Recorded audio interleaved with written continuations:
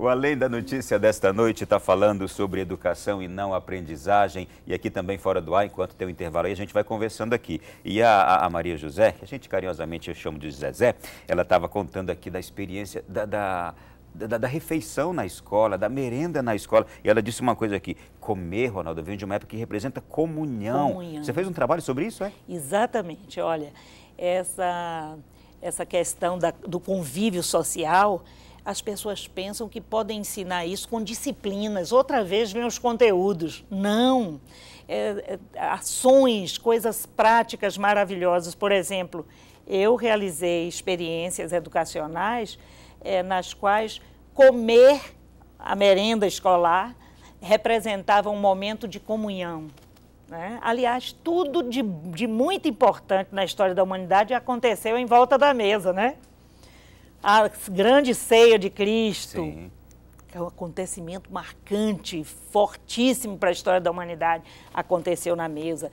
Os acordos políticos, os grandes... Não, e as decisões familiares, tudo era anunciado em torno da mesa, a família toda sentada. Em torno da mesa. Mas na escola se serve a merenda com os meninos enfileirados, bebendo sopa em canecos. E depois a gente quer cobrar na sociedade, no convívio, pessoas que comam de forma adequada, né?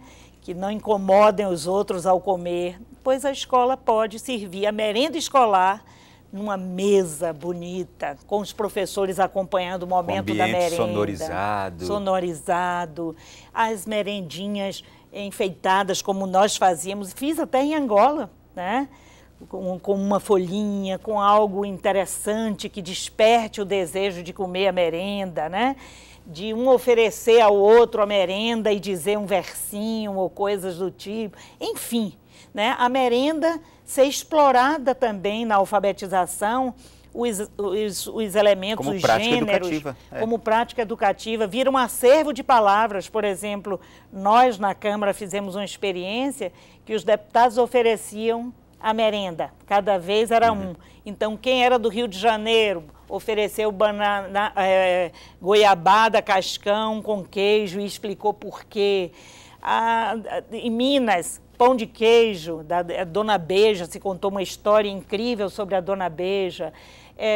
Da Bahia, o muguzá, né, dos negros africanos com coco, milho branco, e enfim, essas belezas da culinária. Eu tenho certeza que você está agora enchendo o coração e os olhos de lágrimas de tantos professores, de tanta diretora de escola, que estão dizendo: olha, é possível a gente fazer algo melhor também. Olha que maravilha. Olha, uma forma de superar o fracasso é exatamente fazer que a escola seja atraente, que os meninos gostem da escola e se integrem. Para que forma melhor de integração do que um momento como esse de comunhão, né? Deixa eu aproveitar o termo integração. Como integrar família e escola? Eu já ouvi também muita gente falar sobre a atuação da escola junto à família, da família no processo educativo, a importância. Você conhece alguma experiência, Zezé, bem-sucedida nesta área? Olha, a integração da família com a escola, ela é muito importante. Agora, eu insisto que ela não é também determinante, não é decisiva. Sabe por quê? Se nós nos apoiarmos nas famílias, nós estaremos outra vez tratando de um aluno ideal, porque a grande maioria das crianças que frequentam a escola pública, ela não tem essa família ideal, que cuida, que vai à escola. E às vezes não é nem por negligência, né? É porque trabalham excessivamente. Tem pais que passam a semana no trabalho e só retornam a casa no fim de semana. Então, eu não acho que devemos nos apoiar em nada que seja real. Eu me lembro até de uma empregada que nós tivemos na nossa casa, que eu consegui uma vaga para a criança dela na Escola Bradesco, e lá exigiam a presença do pai e da mãe para a entrevista da matrícula. E ela ficou dias e mais dias protelando, até que perdeu a vaga, porque o marido dela não queria mais ela e não queria contato com a família. E ela insistia que o filho tinha pai. Então, eu olho esse exemplo assim... Que dor, que dor. Que dor E como também... ela se apoiava em algo absolutamente real. Também os professores querem pais que não... E como essa escola exigia dela algo que para ela não era possível. Não era possível. Então, eu penso que quando isso é possível, é maravilhoso e devemos sim. Reunião de pais, levá-los em algumas situações para participarem de eventos, de festas na escola, né? Eu mesma tenho experiência de garantir o sucesso do meu filho na escola pela minha presença na escola. Conversando com os professores, convidando até para cursos que nós promovemos junto com a UNB, acompanhando. Agora, é evidente, Ronaldo, que nós não podemos prescindir do pai, da família neste acompanhamento. Neste processo. Neste processo. Por exemplo, os pais têm que ir à escola conversar tem que ir à escola conversar com os professores. No dia que tem tempo, procura saber do seu filho, porque isso, sem dúvida, é importante para que o professor veja, né? Não, eu te entendi perfeitamente. E quando isto não for possível, que a escola entenda e trate aquela criança diferente. Porque ela precisa de um tratamento diferente. É isso. O pai deve acompanhar os deveres, se interessar pelos cadernos dos seus filhos, pelos livros, por verificar o que está sendo feito. Os pais devem, sobretudo, exigirem que a escola ensine. A escola tem que ensinar. Eu acho que a gente tem que ensinar os pais brasileiros uma coisa. É encontro inimaginável. Não podemos admitir que a escola não ensine. Escola é lugar de ensinar. E, portanto, exigirem que os filhos aprendam, independente dele ser até alfabetizado, dele ter frequentado a escola, mas é um direito do filho que deve ser exigido, né?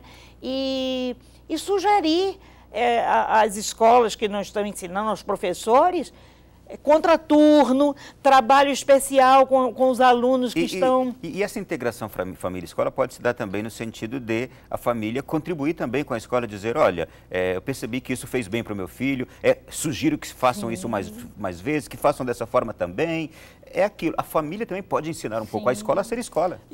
Exatamente, olha que maravilha. Eu, aliás, tinha dito que não conhecia nenhuma experiência, mas nós temos experiências incríveis, por exemplo, dos pais exigirem que o seu filho tenha um acompanhamento na prova, porque as provas, às vezes, apavoram determinadas crianças e, emocionalmente, elas não conseguem desempenhar bem. Então, exigirem um acompanhamento, provas diferenciadas, realização de trabalhos que complementem, porque tem meninos que, como temem a prova, se desesperam diante das avaliações. Então, outras formas complementares de avaliação, como trabalhos, estudos especiais para complementar a avaliação realizada através de testes, de provas. Enfim, os pais devem dar sugestões, sim, e devem buscar isso de todas as formas, até na justiça, quando couber, né? Deixa eu mudar de assunto rápido, porque o tempo é curto, eu tenho muitas questões importantes para você me dar respostas aqui, por favor. Sim, nós tivemos, agora na última campanha eleitoral, uma bandeira que praticamente todos os candidatos levantaram, que foi a do ensino em tempo integral, não é? Quero saber o seguinte, aumentar a carga horária, essa presença da criança na escola mais tempo, isto quer dizer também dar mais conteúdo, isso é garantia de qualidade, ou é apenas uma forma também de a escola ficar mais tempo com o filho, o que daria mais tranquilidade para os pais? Como é que você entende isso? Olha, a escola de educação integral, ela não favorecerá ao aluno se ela não for atraente, se ela não se modificar, se ela não oferecer, entendeu? Alternativas, atividades que sejam agradáveis e que, de fato, garantam a aprendizagem, né?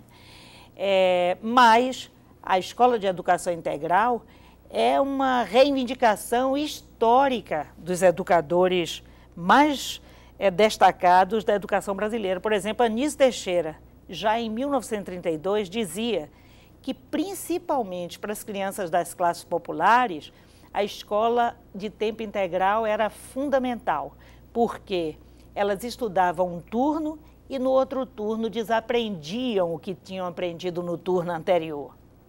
E Anísio chegava a brincar que esses alunos, como os pais trabalhavam excessivamente, eles ficavam soltos nas ruas, brincava, porque na Bahia, jogando pedras em telhados e coisas do tipo, né? Porque é que a gente fazia muito isso mesmo na infância, eu fiz. A cabeça desocupada é a oficina do diabo, né? Já se diz isso.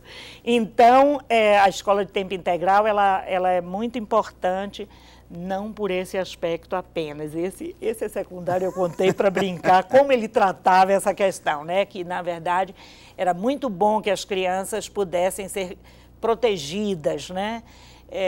Até protegidas na sua inocência, né? Tendo a escola de tempo integral. Mas a escola de tempo integral tem que ser uma escola que avance no sentido de garantir aprendizagens. Por exemplo, se o aluno não... o aluno tem que ter no turno, no contraturno, aprendizagens, leituras, escritas, acompanhamento, esporte, cultura. Quer dizer, é uma forma, a escola... É um investimento no conhecimento. No conhecimento, na ampliação da escolaridade. Na interação. E tem mais, todas as pesquisas mostram no Japão, nos Estados Unidos, que o prolongamento da jornada escolar é decisivo até do ponto de vista da teoria do capital, que é uma ampliação de oportunidades educacionais muito grande, que torna, inclusive, os países mais competitivos, os países que prolongaram a jornada escolar dos alunos. Mas no Brasil nós precisamos, Ronaldo, garantir que a escola de tempo integral seja uma escola que, de fato, né, faça avançar o desejo dos alunos de permanecer na escola, seja atraente, amplie as possibilidades culturais, de capital cultural dos alunos, principalmente os mais pobres, com teatro, dança, música, cinema, né, os corais, né, no canto. Enfim, é preciso diversificar essas atividades. É um investimento na cultura também que está ligada à educação e que, lamentavelmente, é uma falha hoje. Nós temos pouca cultura hoje na formação educacional. Exatamente. E a cultura joga um papel não apenas de ampliar conhecimentos culturais, mas a cultura em si, a arte, é um instrumento poderoso no sentido da transformação do ser humano. E na escola a arte tem um papel de um instrumento estratégico, pedagógico, porque o professor não é psicólogo, não é psicanalista, mas ele pode usar a emoção das artes exatamente para mexer com as emoções e abordar a dramática dos alunos a partir da arte, né? Do cinema, da literatura, da poesia, da música.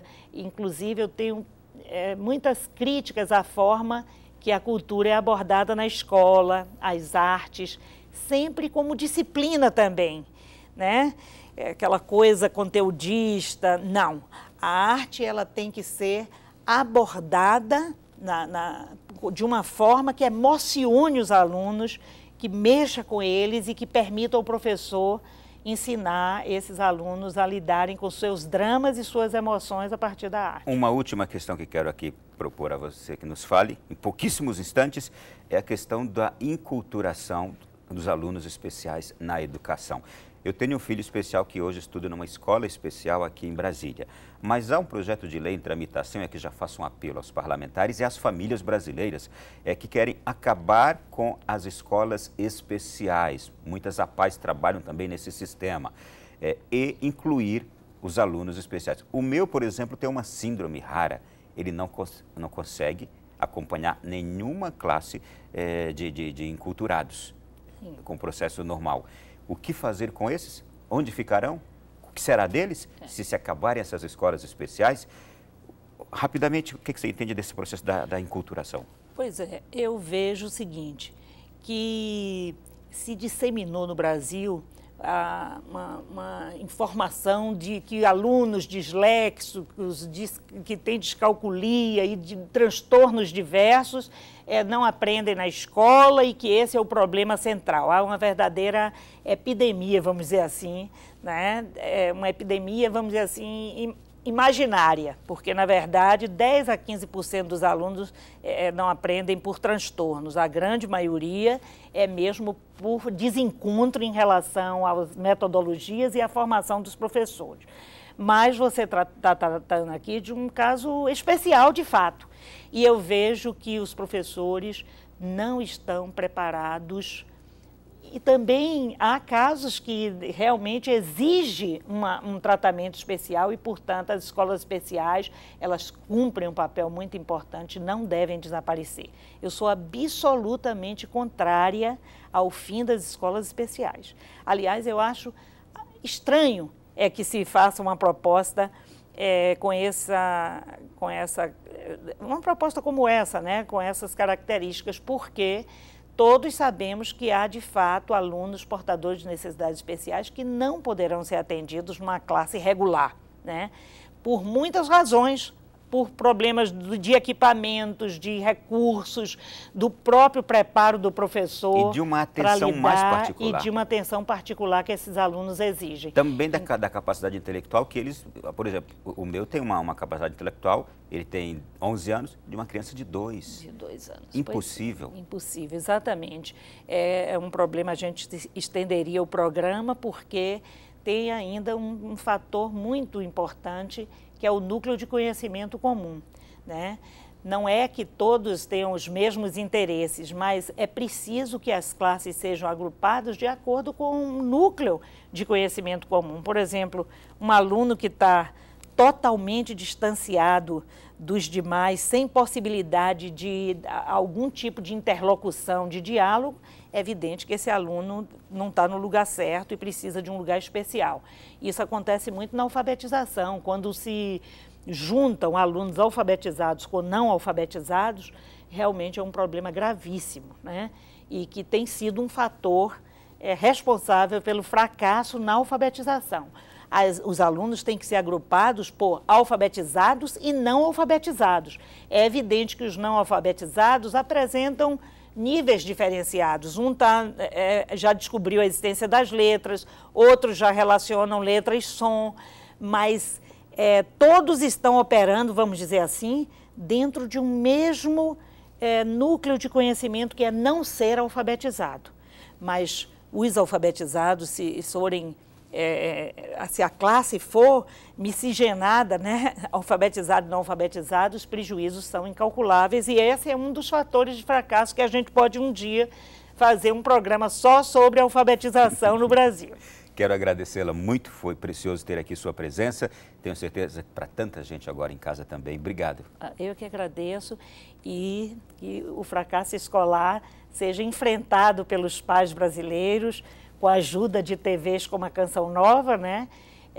E dos brasileiros que querem ver esse país realmente de pessoas iguais, felizes e que tenham todas as oportunidades que o mundo hoje oferece. São maravilhosos.